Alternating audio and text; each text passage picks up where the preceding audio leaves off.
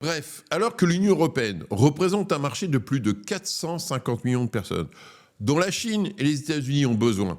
alors que la gestion des relations commerciales est une des plus fortes compétences de la Commission européenne, alors que la Commission européenne dispose d'outils extrêmement puissants pour faire respecter les règles d'un commerce juste et équitable, règles qu'elle n'hésite pas à appliquer dans l'Union européenne, quelquefois avec un manque certain de discernement quand elle refuse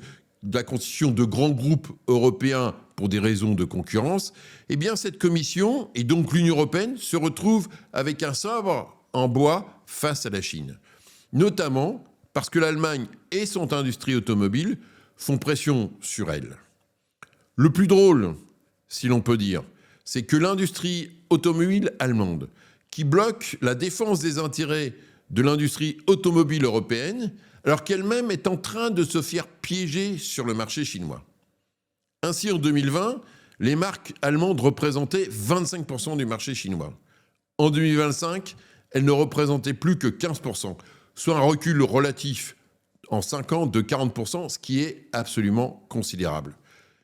Les Allemands n'ont pas vu ou pas voulu voir l'essor rapide des marques chinoises, qui représentent maintenant les 2/3 du marché chinois, et la transition électrique très rapide des entreprises chinoises soutenues par leur gouvernement qui ont fait une percée remarquable.